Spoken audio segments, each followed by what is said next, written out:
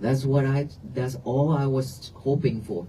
And I was like, when I walk on this journey, I just hoping that there will be some people who will slow down and then stop and then look at us, so that way they can see themselves. Because when you just let go of everything and just stop, just look at the monks, you definitely will have to come back to yourself. You reflect yourself. You are rushing, and all the venerable monks are just mindfully walking. That will tell you something. Why should I always rush myself? Why should I do all these nonsense things? And why I'm so suffering? Then from there, you will have an answer for yourself. And there you will know how important it is for you to have peace. And that is why we are here tonight. Is that right? Yes. Because peace is something that we are looking for. We are expecting ourselves to have peace. And our message, our key is to share with you the way to have peace, which is practicing mindfulness. Believe me, this is not for Buddhists. We practice mindfulness every day. But this is not for Buddhists. It's for all beings, because your breath is with all of you. It's not just for the Buddhists, right? It's for all human, all beings. All we need to do is just pay attention to it. And we are not here trying to convert anybody. We are here trying to raise that awareness of peace and to tell you all that loving kindness and compassion is a must in this world. Without loving kindness, without compassion, there will be no peace. If you can love the person who hated you, who hurt you the most, that is loving kindness. That is compassion. If you can forgive that person, that is loving kindness. But how many of us that actually can do that? Because usually we just love the one that we like. That is when we call love. And the word love is so easy to be said. Right? I love you, I love you. We hear this every day, everywhere. But is it really love? Or it's just a saying because this is something that we repeated over and over and over already. It's become a habit. Whenever you walk out that house, I love you, Mom, I love you, Dad. You really means it? Or it's just a process? Or is it just a habit of saying that since we were young? We start doing that already. Just like when we go to the toilet. Why are you laughing when I mention the toilet? Okay, I say a different thing. When you go to the toilet, you don't need to think of what should I do now? Should I brush my teeth? And how should I brush my teeth? We don't need to go to all that, right?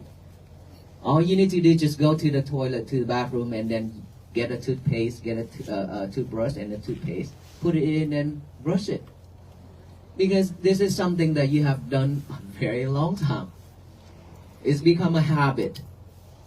And just same thing as you drive in a car. When you get into that car, you don't sit there and think, what should I start first? How should I start? Okay, this is a key. I need to turn this on. And this is the steering wheel. We don't need to sit there and think all that because we already have that habit. Same thing. We don't have the habit of concentrating on this breathing. Now that we need to train ourselves to have a new habit of focusing here within our breath. That is a new practice to replace the old habit, which is not paying attention to the breathing. That's it. If you want to change the old habit, you have to have a new habit, a good one. Just like me when I ordained to become a monk, as Asian, when we sit on the table, on the chair, we always like shake our leg like this, right? Do you have that habit? Yeah, just like no music, no nothing, but just like this, all the time. And then when I ordained to become a monk, and then when I sit on that, around the table, and then I eat, and then one of my friend, she asked me, Sue is venerable. What are you doing? I say, I'm eating. And then she smiled. And then later, she asked me again, Sue, what are you doing? I say, I am eating. I'm not doing anything. And I start to question myself, why is he keep asking me this twice? And then I keep checking from the top of my head to the bottom of my feet. And I'm eating here. I'm sitting on the chair. I'm not doing anything. And I look down and I see this. My right leg is shaking, vibrating. And I pointed it, and I look at her, and she said, yes. Thank you. From there, and I said, you are now a monk, just newly ordained, right? I still have the old habit that I need to get rid of. And then from there, I promised myself that I will get rid of this. I will never let this happen for the rest of my life. And then every single time when I sit down, I use my right hand, I grab this knee, and I tell myself, I made a vow, I will not do this, I will not do this, I will not do this. Right after I stop that, saying within my head is vibrating. And then I grabbed it, I say, nope, don't move. And then for maybe a minute or two, it start to vibrating again. And I keep holding it, I keep telling myself, no, no, no, no, no. Keep doing that every single time, because when it's vibrate, it's come up to my head and tell me that you are doing it. And I keep holding it. One day it's gone completely. Okay. Now what if the alarm goes off? For most of you, you have to go to school and you have to do a lot of things. When the alarm goes off, what would you do? Hit that snooze button. Yeah, especially this season. It's so cold and warm inside, cold outside. You don't want to get up. And then when you hit that snooze button, and then the head will tell, it's so cold out there. I'm gonna take maybe 5 more minutes. And your mind gonna talk with your brain and say, oh yeah, baby, just lying there is okay, no problem. I will comfort you. I will make sure you stay warm. You see, that head talk with the mind, and the mind trying to comfort that head right away. These two is cheating us all the time. Okay? So within that 5 minutes, you have 5 hours later, you wake up. You stay in bed and die in bed. Just with one thought, we could lose the whole day or the whole life. Is that right? You would never know if you can wake up after that 5 minutes. You know, there's one time when I left United States to go to Vietnam. During those time, I work a lot at the temple, doing a lot of landscaping. And then when I went to Vietnam, just take a break. I couldn't sleep that night when I arrived to Vietnam. 1 o'clock, in the morning, I was be able to close my eye for a little bit.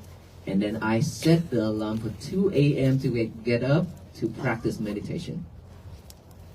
And then at 2 a.m. the alarm goes off. Then my mind say, I didn't sleep last night. I just got into this sleep mode for just not even an hour.